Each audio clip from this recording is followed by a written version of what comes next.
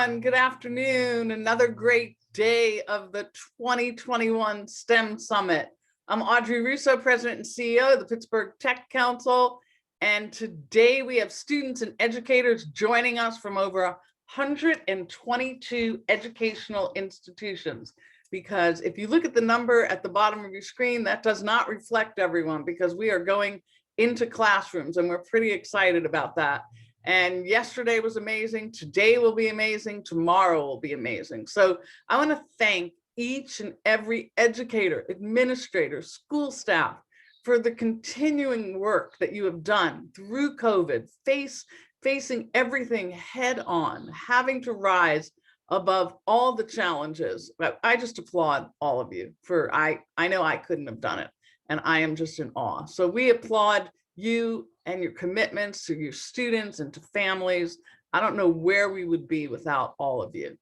So at the Tech Council, we work to connect talented and curious students of our region, and our region is all of Southwestern Pennsylvania, to our members that consists of over 1,000 local technology businesses, which include manufacturing firms, life sciences, and any related market sector that you can think of. These industries actually have come together. They come together to help make our region an incredible place for people to live, to work, to build their lives, to build their companies, and together are working on changing the world. They really are, and it comes right here from Pittsburgh. So these companies recognize that many of the talents that each of you as students hold and are excited about, that you might be excited about. And to tell you the truth, there are things that you just won't know, that you're going to learn. You're going to learn, your minds will be blown about the kinds of things that people are working on today that you just can't imagine. Because you know what? Jobs that exist today didn't exist a few years ago. So we're trying to keep you current. We're trying to keep on cadence so that you understand the kinds of things that are evolving each and every day. And they're here all across Southwestern Pennsylvania, right here. So I just want to tell you that this is being recorded, and it's also thank you to Pittsburgh's PCTV, because it's being simultaneously broadcast and will be available also on demand on PCTV's website along with our own. So we're thrilled to have you join us today and all week for this virtual STEM Summit. And today we'll feature part of the innovation team, Selin, a UX designer who with quite a story of working at SDLC Partners to develop digital solutions each and every day. You'll be very excited, and in a minute, she'll be introduced. So I do not want to do any disservice to all that she brings to each of you right now. I'm going to pass the baton to Marie Poloni. She is the director at the Tech Council of Talent Attraction, STEM, and Workforce Innovation. It's her job to connect people, students, and administrators and business leaders with opportunities across the world of what we still call STEM, science, technology, engineering, and math. She is a rock star on our team because she has taught us so much about what we need to do to bridge the gaps from education to business and business to education. Why? Because she used to be a teacher and she is teaching us a lot each and every day. So I want to thank everyone. I'm passing the baton to Marie. I am staying on the line. You might not see my face, but I'm staying on the line because I cannot wait to hear what we're going to talk about. So Marie Poloni, it's all you. Thank you, Audrey. Thank you to PMI for kicking us off with that amazing opening. Thank you to all of for joining us. Today and each day of this STEM Summit, we really want maximum participation from all of you at home.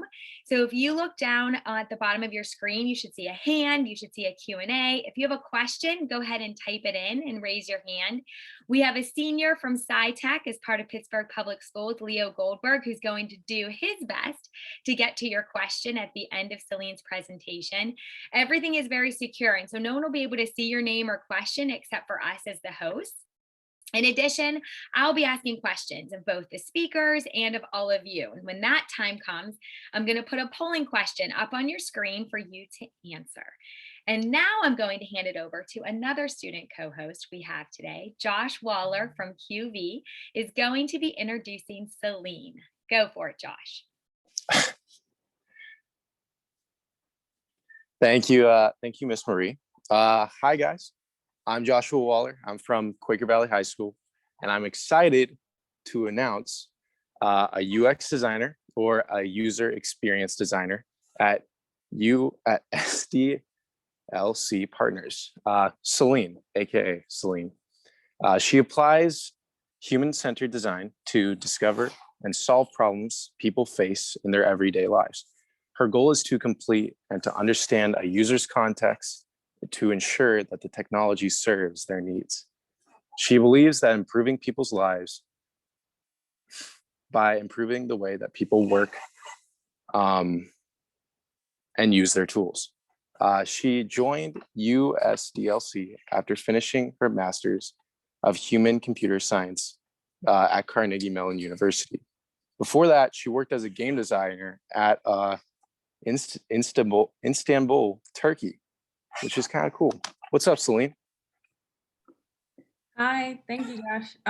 Well, thanks for everyone for allowing me to be here and all the really cool introductions.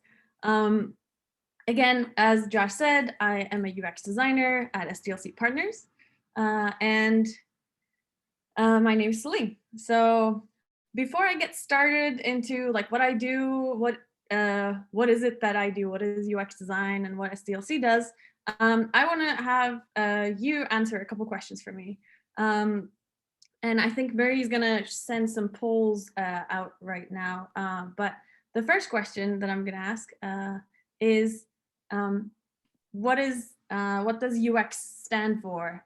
This is a very common abbreviation, and I want to hear what your thoughts are. So let's see who was paying attention, Selin, because we did get a little bit of a clue. Josh kind of gave it away, but does it mean user experience, Unix, utility exchange, user exchange? And if you're doing this from your classroom, go ahead and take a poll of your classroom. We're happy to wait. But plug in your answer there. It looks like we have some smart students on the line here as I watch the results come in. And this is definitely a new role. It's a role that I learned about after coming onto the Tech Council, and a really exciting role if you are talented in not just tech, but just in creativity. There's so many reasons for this role. All right, I'm going to end the poll, so put in your final answers. All right, I'll share the results. How'd they do, Selin? This looks great. So 84% said user experience, which is the right answer. We have some people, 5% said Unix, 3% said utility exchange, and 8% said user exchange, which all of these can be possible. So like for those who didn't choose right, don't worry about it. I think it's a very, like those are all possible words for UX. So now that that's out of the way, I have another question. So as a UX designer, I work a lot with digital products, such as apps or websites, not limited to, but those are the main things that UX designers work on. So I want to ask you, what's your favorite app? And that's our second question. And there's no right answer here. Pick whatever is your favorite, what you like, You might need to close out the first one. Oh, do I close the first one? No, leave it go. The new one should be on there too. But sometimes at home they have to close out the first one, but you should be able to see it. So is it Discord, TikTok, Instagram, Snapchat, Visco, YouTube?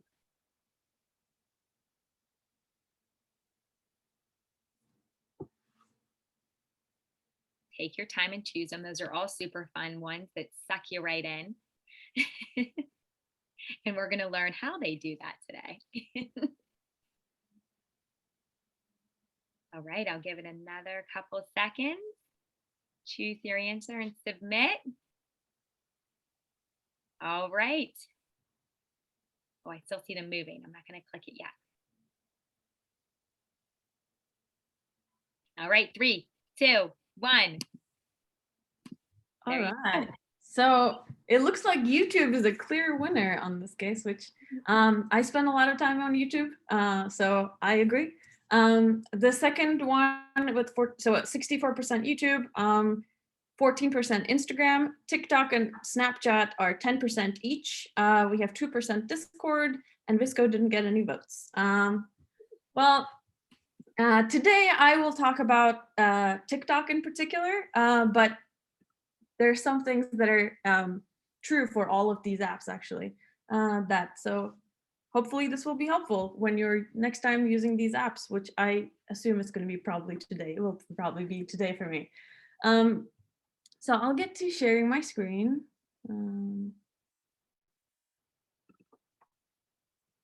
And starting the presentation. So again, as I was introduced, I work at SDLC Partners as a senior UX designer, a senior user experience designer in this case.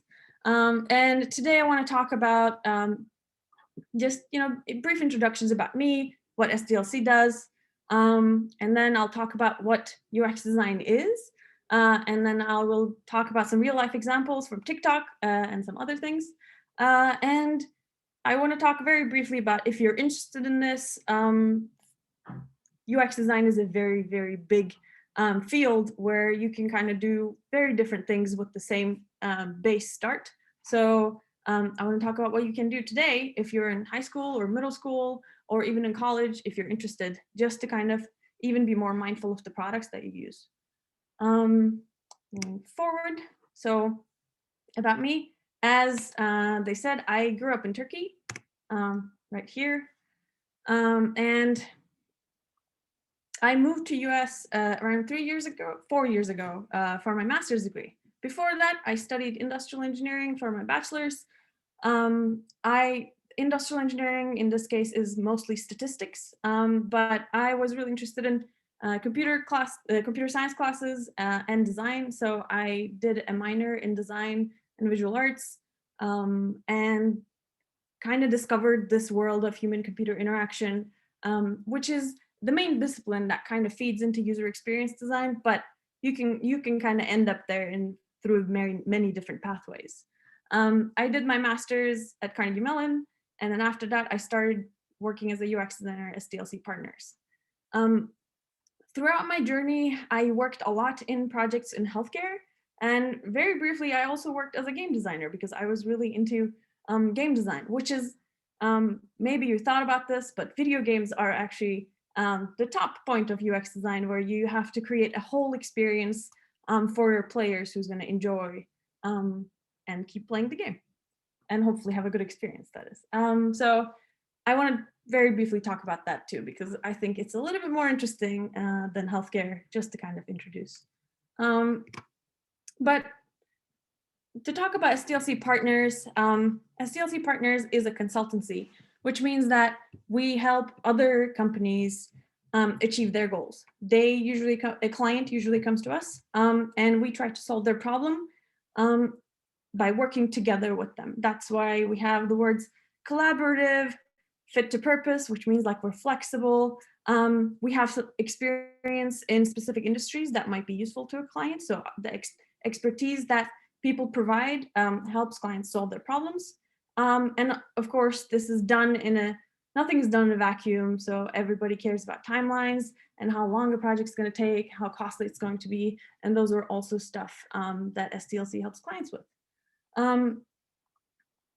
One thing that I want to mention about a consultancy is as a designer, I got to work on a different spectrum of projects, because as a consultant, you're not inside a company where you only work on one thing. You work on something for a month, you work on something for 3 months, you work on something for 6 months. You might have different things going on at the same time, which allows you to experience a big variety of different types of projects, different types of problems, work with different types of people, which I found really fun, especially in the beginning of my career, because it allowed me to understand what I really like to do and understand what I don't like to do.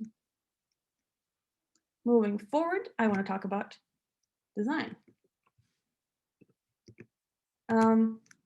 So first, to talk about what is UX design, we need to talk about the word design.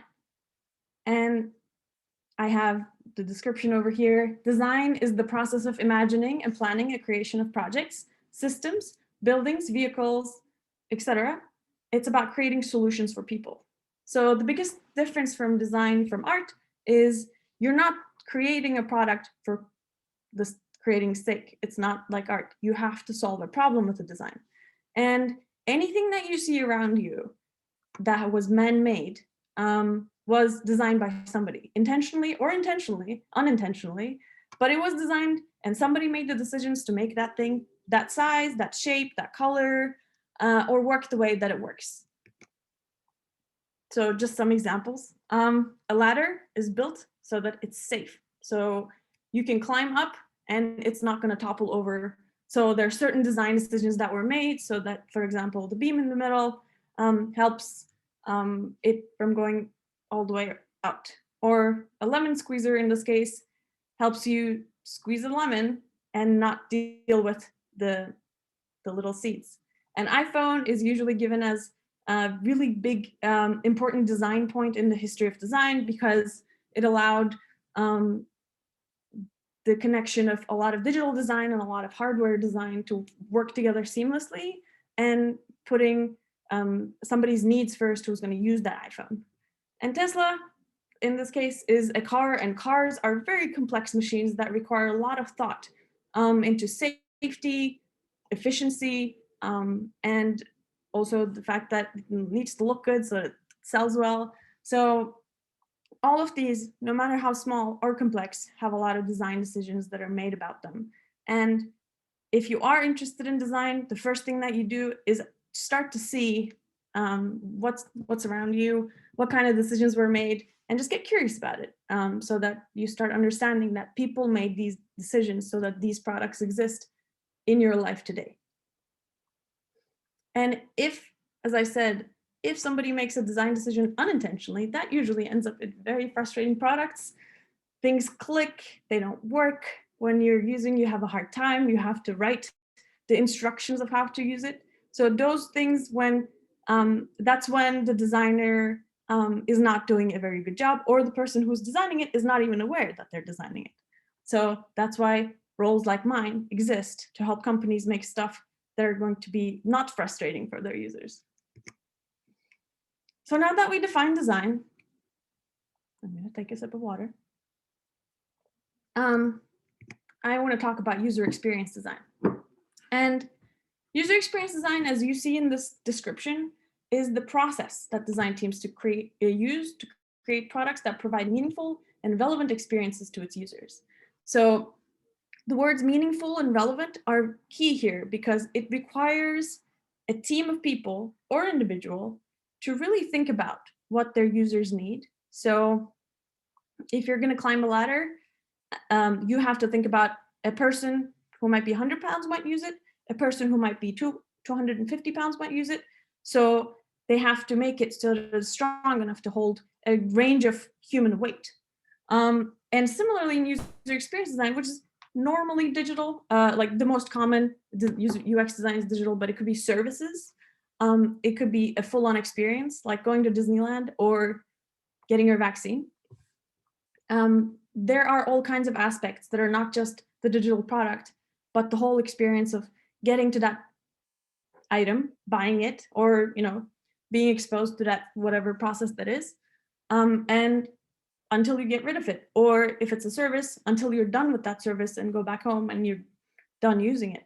So in this process, and like empathy with users who are going to be using your product, and trying to understand people is the key point here. Then you have to take that and be creative about your solutions and move forward. And here I want to describe what a UX designer does. I kind of did, but those are the people who understand the people who are going to use their product, knowledge of technology. So you have to understand what you're making in order to make it. They use their creativity and they use their collaboration skills, which is also very important because usually nothing exists in a vacuum and you always have to collaborate with others to make a product or a service or an idea into a reality. You don't do it by yourself, you collaborate, and you have to share all the knowledge that you have with others or try to go find the knowledge somewhere else. So even though YouTube was the most common response, the app that I use on a daily basis and spend way more time than I want to on is TikTok these days. And for those who don't know, TikTok is a short form video sharing app for people to shoot videos that are less than 1 minute. But it could be 2 seconds, it could be 5 seconds, up to the 60 seconds, basically. One reason why TikTok is so successful is the algorithm that suggests new videos to watch to every user. And then in this case, an algorithm is essentially the instruction that a computer follows to solve a problem. For this problem, in this case, is what are we going to show our user next? When they swipe to see the next video, what video are we showing? And the computer decides that. And in order to do that, it needs a lot of videos in the platform. So a decision that they made when creating this platform is to make it really easy to create videos. Now we're going to look into I have a little video, just like a snippet of the app that allows people, like the piece where you actually create a video or upload a video. So I'll just go back. The user clicks on this button, and then we get into this screen where you can, in this case, Elmo, can start shooting a video. And notice when you first press that button, the suggested video length is 15 seconds. And that's your default. That's how it starts. Then you can very easily move to a 60-second video, or you can then swipe to go to templates to see what else you can do really, really easily. So why is this important? Is essentially after moving into this app, with 2 clicks, you are ready to create a 15-second video. And creating a 15-second video is very easy for most people. You just point, shoot, and you post it. So the way that's so easy, and the way that it kind of favors a 15-second video versus a 60-second video helps users create more videos. And through that, the algorithm has more videos to choose from. And that way, they have more chances of finding a good video that you're going to watch over and over again, or you're going to watch to the end. And in this case, this is a very good design decision because it's helping the users create more videos. It's helping people, get better content, and it's helping the business. So this type of design decision is helping everyone. Here, I kind of zoomed into this in case it wasn't visible from the video, but the 15 seconds is the default. Now, because UX designers make such powerful decisions, they can also abuse their power, not because necessarily that they want to, but because of business reasons. I'm sure that a lot of you have experienced when you go into TikTok or YouTube, you go in, you just want to watch one video, or you just want to spend 5 minutes, and then you find yourself spending 15 minutes or an hour, and you look up and where has the time gone? So there's a lot of decisions that they make, designers make, that feeds into that behavior. So I'm going to talk about one of the more important ones in TikTok. And because this is such an intentional decision, and it is to the detriment of the user, we call these in the industry dark patterns. So going into this, so if I'm watching a video, I try to leave. I hit the back button, which lives like on my phone screen. I hit the back button, and then before it leaves the app, it actually takes me to another video, and it says, tap again to exit. I want to leave. As a user, I know that I want to leave. I hit back, and the app doesn't take you out of the app, but instead shows you another video. It's just another way that it can hook you, because if the second video that you see is somehow funny or interesting, then you might just keep on swiping, and then you might hit back again. It might show you another video. Instead of but you made a very hard decision as a user that I want to get out of this infinite pleasure machine, essentially, because every time you hit a new fun video, you get all these like happy hormones in your brain. And you make the decision like, okay, I'm going to do something else with my time. And you hit back, and they don't let you. So that's a very, that's what we call a dark pattern, where the user wants to do something and the app decides that, no, we're not going to let you leave. We're going to show you something else. So that's one way that, some apps keep you in their platform. The other one is actually what I just said. The act of infinitely scrolling through videos and seeing some funny ones, and then seeing some okay ones, and skipping through some, and then seeing a really interesting one. Those are all, the infinite scroll is a way that a lot of apps, Facebook, Instagram, TikTok, or many kind of Feed-based, that is where you just like keep scrolling through new things. Even news apps do that these days, is the way that they keep you engaged in the platform. So the more you learn about design, you don't become immune to these things, but at least you learn that these things are done intentionally, and somebody knows that you're going to keep doing that, because it's just human nature. There are certain things that people do when prompted in a certain way. So that's, design is all about understanding these natural human tendencies, understanding the user so that you can do that. I want to talk about the process of design a little bit, which is, in my day-to-day job, I do not design TikTok. I worked with healthcare clients a lot. The apps we use or create are not supposed to be engaging. It's for people to do their job. So we want to be as painless as possible. We're not really trying to make it fun, although that's always a good side effect if you can do that. And how you do any of these is, first, I want to just walk through this process. Is you have to empathize with your users. You try to understand who's going to use this product that I'm creating. How old are they? Do they use technology on a daily basis? What are they trying to do? Is this something that they're coming in for to do something fun, like a game or social media?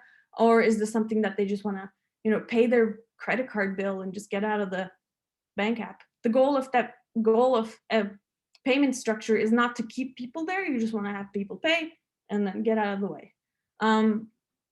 So there might be different goals for that product, and there might be different goals for that user. So once you know your users, then you define what the problem is that you want to solve. So in this case, you can say, okay, I want to create a payment app so that people can pay fast or easy or without needing their credit card. Or you can say, I want to create a game where people come in and they can leave whenever they want to. So maybe you'll come up with like a really big exit button or something. By empathizing with your users and defining your problem, you then create this loop where the more you define, the more you need to understand your users, what they're trying to do. And once you have a set of understanding, then you start ideating on what could be your product, what could be the thing that you create that's going to solve this problem. Again, design is all about solving problems. So you try to make something. And I find this to be like a really fun part of design, where this is where we do brainstorming, or you take a piece of paper and then you start making things. You don't think about like, is it going to look good? Is it going to look bad? But you just make things. And you think, okay, would this work? Would this not work? And this is where you try to come up with as many ideas as possible. Then you start prototyping. So you make the things that you make a little bit better. How do I make something that I can show to other people so I can get some feedback? And as you're making it, you come up with new ideas because you realize, oh, if I make something this way, it's not going to work. And then you go back to the drawing board. So that's why you see all these little arrows that go back or forward, because what you do informs what you think. And so that process helps you come up with better ideas, more ideas. And eventually you end up with something of a prototype. And in this case, an app, it might be a drawing of an app. It might be completely on paper. It might be something that looks like an app and kind of feels like an app to a user, but it doesn't really work. It doesn't have any data. It's not connected anywhere. So you essentially create whatever you're creating. Or if you want to create a doorbell, you make a doorbell, the first version of that doorbell. And then the last step is to test that. Then you go back to your users and say, okay, well, here's what I made. Does this solve your problem? We sometimes call that user testing, where you take your prototype and then you show it to people and you get their feedback. The goal is to make sure that the thing that you make is meeting their expectations and needs. And this is a very important thing that you learn as a designer, that sometimes the stuff that you make sucks. It's really bad. And you have to be okay with being able to go back to that ideate box and then come up with new ideas, come up with a new prototype until what you make helpful to your users, and it's usable for them, and it's relevant and meaningful for them. So that's kind of the design process that we go through. So because this is such a wide range, again, this process is applied in game design, social media, digital products, healthcare, or it could be done for services. How do you order an Amazon box? Or how do you order coffee at a coffee shop? Those are all things that could be designed using this process. So how you get there is very flexible, and the industries you can work on is also very flexible. So I personally like my job. I don't know if it's obvious or not, but so I'm always happy to talk about like how fun this process is. And eventually, once you do this enough, you actually learn to appreciate the fun of failing, creating products that fail, like not necessarily creating prototypes that fail, testing, learning more about your users, and kind of the process of it all. So what can you do if you're interested? One thing that I did that kind of got me started on this design journey was actually something I did in high school called Destination Imagination. And that was a team-based creative problem-solving challenge that required you to be iterative. So make a lot of options, try them. We had to be collaborative, and try to solve a problem that the challenge is giving you. And so if your school has stuff like Destination Imagination, that might be a good place to kind of get, dip your toes in this, try whether you like these types of processes, these types of collaboration patterns, or you can just be mindful of the technology around you. You use the phone, what's in the app, like, is it trying to keep you there, or is it trying to just seamlessly move you through a process and be done with your thing? And another option that you have, if you are into more physical objects and thinking about them, is there are usually many maker spaces around Pittsburgh, and they have events where you can kind of go and learn all about different kinds of prototyping tools, like 3D printing, laser cutting, robotics. There are so many opportunities as a UX designer that you can kind of go into, and it doesn't have to always be digital, or it doesn't have to always be a service. It could be a wide range of things. So I think, yes, this is the end of my slides. I can take any questions that you might have on this, but yeah. Selin, that was such an awesome job, first of all. Thank you so much and so interesting. I'm going to toss it over to Leo Goldberg, our senior from SciTech, and he's going to come on and pull up that Q&A. There's a few questions there for you. Hello, hi everyone. All right, we got some great questions already. Selin, if you're ready, we can just go ahead and get started. Great. So our first question is from Heath, who asks, do you see the UX field mostly becoming AR/VR going forward? AR and VR are definitely really important pieces of the field. They're so much fun to work on. That's kind of what I started working on in undergrad, augmented reality with Microsoft HoloLens.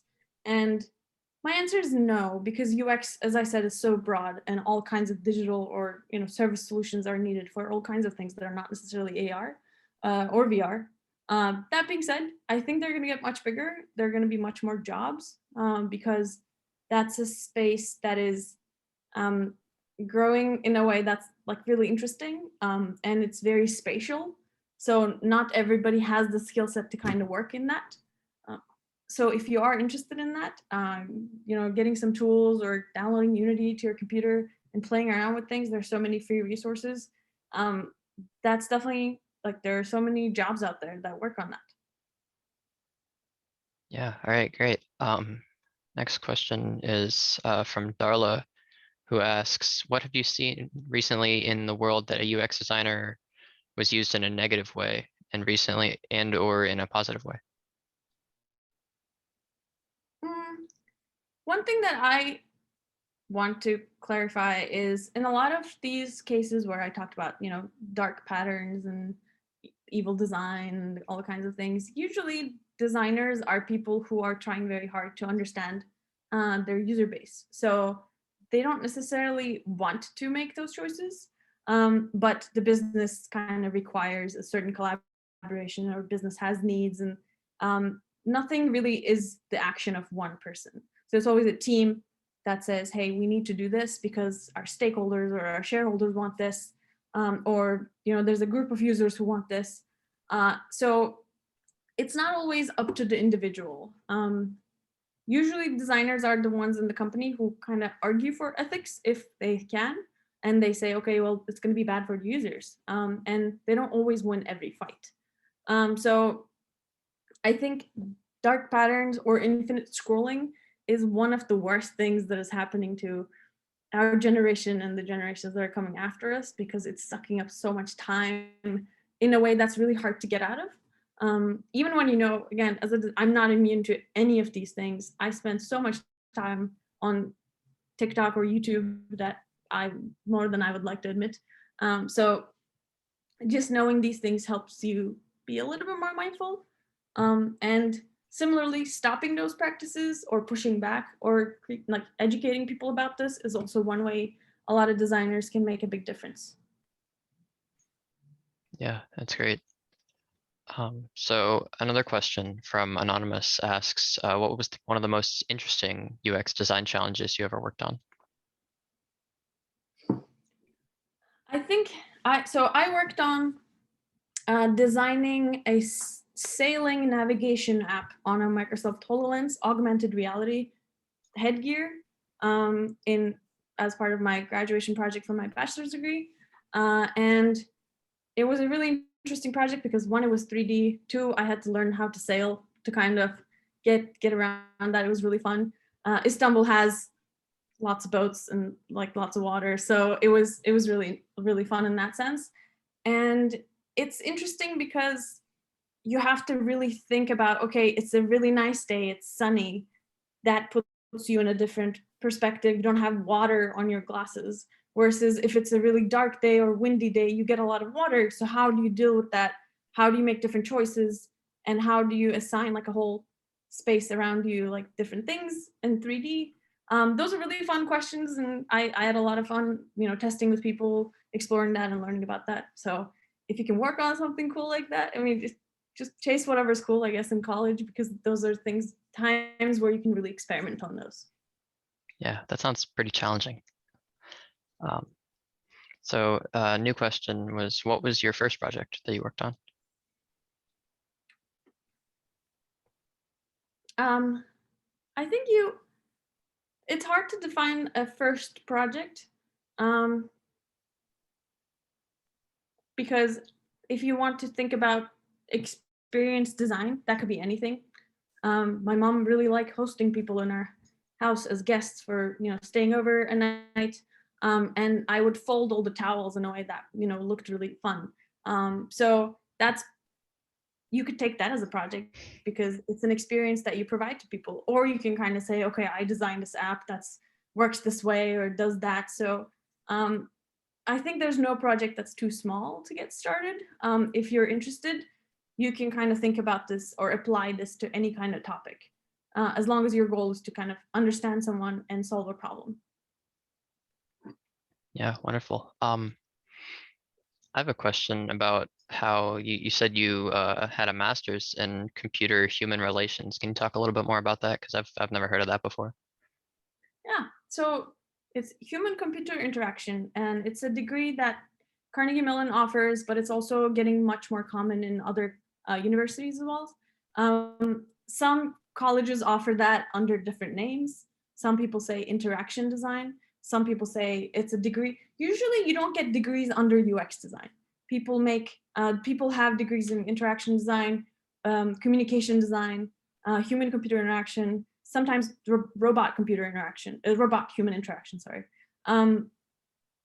So there are so many fields. If you kind of look into schools, computer science or design schools, when you kind of look at colleges, those are fields that are working in the intersection of psychology, computer science, and design overall. Yeah, it's interesting. It's as we, come into this new world of blending computer and human relations, more stuff like that's needed, right? Exactly. It helps you understand the world around you as well, not just make stuff, but also absorb stuff in a more, conscious way. Right. Yeah, I have another question. It was interesting how you're talking about the sort of dark patterns of that TikTok and other apps like it produce. How do you think, I guess, how do you find a balance between, I guess, what you need to do for your app to thrive and what's ethical for your users? That's a very hard balance to strike. And different companies have different strategies of doing that. One way that you do is you create a safe environment in your team and you enable your designer to say, hey, if you push back, we're going to listen to you. And then you have a business person who's going to say all the things that need to be said for the business to be successful. And then those people kind of argue it out and say, okay, this is going to make business sense because of this, or this is going to make sense for our users for the long term. Let's make this decision. And so an important skill that you need to have as a UX designer is persuasion and how to collaborate with people effectively so you can make those decisions or affect those decisions in the right way. Some other things that are suggested, like usually separating the person who's making things and like the developer or the business person from the designer, just having a different person think about things helps. That's why the role is so useful in a lot of companies. As a designer, you get to be the kind of champion of all your users. And also making the case for the business or for the technical people to say, this is gonna give us long-term growth. And you might need to iterate on your product or your business. And some companies just do not operate that way and people leave. That's another way. Like that's the reality of our world. Not all companies want to be ethical to its full extent. And it becomes up to the person who's working in there to make the decision to stay or go, or fight the fight that they're fighting. All right, great. I guess on to some lighter questions. What do you love about your work? I work with a lot of, what I design is for people to use as a job, as part of their job. So getting seeing people's expressions and say, oh, this is so much better than what we now use, or they use like Microsoft or like Windows 95 or like really old stuff where things require a lot of clicking, it looks ugly, and like these people look at these software for like 8 hours a day because they have to, that's their job. So when you make an improvement in that, it improves a lot of stuff in their day-to-day life. And they can do their job better, they can do more work, they are happier. Accessibility is a very big issue. So we have, if you have a lot of older users, most people will have some font sizing issues, and they don't want really tiny, teeny font. They want to be able to use this without having to put on their reading glasses. So designing something that's gonna help them use it without needing help does make a very big difference in their life. So the best part of our job is usually seeing people happy and be like, oh, this is so much better than what we currently have. Please just make it so we can use it, get started on this. And that's kind of that makes our day as designers. Yeah, that's great. Next question is from Leslie, who asks if there's a programming language that you use. Not in my day-to-day.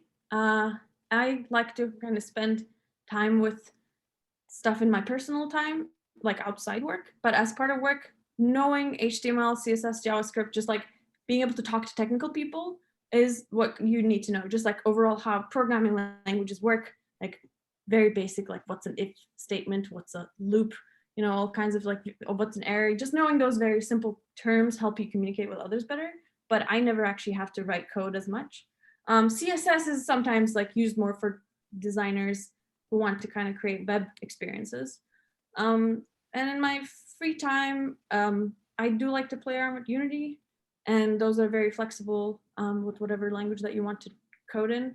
So like I know a little bit of a lot of stuff, but I'm not very like a big proficient coder, so to say.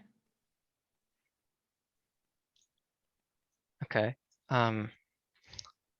Yeah, so we're I guess on the flip side, what was difficult about your job?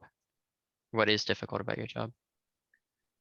The biggest thing that you learn is the fact that you're not your user. So in a lot of cases, you're not designing for yourself. In almost anything that I work on, I'm not the person who's going to be using it. So trying to kind of understand your own biases, your own tendencies, and expectations of like how you use a service or a product is really important. And then not being attached to those. Of course, you can use yourself as a reference at some point if you don't have anyone else. But once you get feedback from users who say, oh, this is kind of hard, or like, this is ugly, it's not about what you think, it's about what they think. And even if you disagree, you have to kind of sometimes put that aside and work with that. And like taking feedback from those people or others is also something that is harder to learn. Yeah. For sure, it's a tough problem to face. Sherry asks if you got your master's at the ETC. No, that's another school at Carnegie Mellon, which is the Entertainment Technology Center. They focus more on game design and experiences, as in like more gamified experiences, more AR, VR as well. Although everybody kind of shares a lot of classes, like we took classes with them. So not to say that they're like completely separate from each other, but that wasn't the program that I was in. There's actually one more program that I like, just for the specifics of Carnegie Mellon. There's the Human Computer Interaction Department. There's the Entertainment Technology Center, which is ETC. There's the Design School, which offers like other design courses. And there's also the Innovation Innovation Institute. Oh, Integrated Innovation Institute.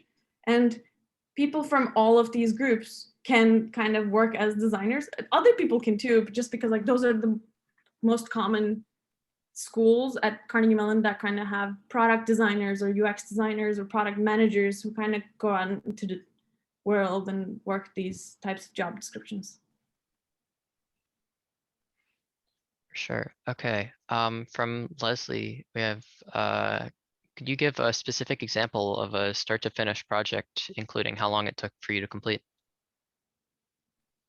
My current project, so depends. I am right now working on a very big project with almost 100 other people.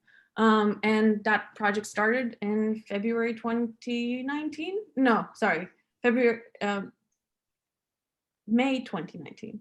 And we're still working on it. We're almost done and we're still working on it. And that was a very big platform that is being created for people to use as part of their jobs. Again, this is an internal tool. So that's a very long project. Whereas a design project can focus on a whole product, or it could just be a whole feature. One of the projects that I worked on was a month as part of game design. And my goal was to find a lot of there was a lot of dead ends in the game. And I needed to find a dead end, understand why somebody ended up in there, suggest a solution, and then prototype that solution and test that solution. So that was usually like a month, maybe 3 weeks, because those were such smaller areas of attention. So it depends on what you're working on, I would say.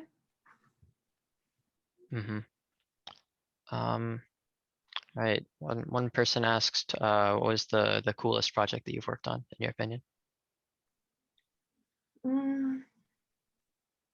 I think the one that I said was really cool about augmented reality and sailing. Another thing that I worked on was with another person, and we 3D printed a lot of pieces and then attached it to an Arduino, and it was like a gaming, not a console, but like when you're playing tabletop games, if you want to just like pretend you're, you know, fighting, and then you have like, you do this, and it was kind of like a wearable item that you wear that would say, okay, you slashed really hard, so you get this many points, and it would feed into the system. And so we were working on the design of that like handheld thing, so it could be like flexible to fit me versus somebody who's like much different size than me, and like how does like that work, and like my strength versus somebody else's strength might not be the same, so how do we kind of measure that and like calibrate that. And that was a really fun project for like 4 months, I would say, that I worked on. Yeah, that does Well, sound super interesting. I'm going to interrupt this very cool discussion too, just because of time. But I have to say that, Selin, you were so engaging and I learned so much, and you made everything so relatable and understandable for our audience and for students of all ages. Leo, you totally rock as a Q&A interview. Thank you. And thank you, Josh, out there for introducing Selin. But this was a really great presentation. Selin, I would love to have you back again sometime. Your career is fascinating, and I think one that is so important for kids to learn about, but you did a really good job of representing it. So thank you for being so engaging and awesome. Thank you. I want to also give a huge shout out to our sponsors before we finish up. SDLC Partners, where Selin works, is a gold sponsor of ours. Silver sponsors are BNY Mellon and Phillips, and bronze sponsors are CGI, Highmark, Industrial Scientific. And finally, we have our supporting sponsors of Gecko Robotics, Giftja, and Sheets. Without them, we could not bring this to all of your classrooms and homes.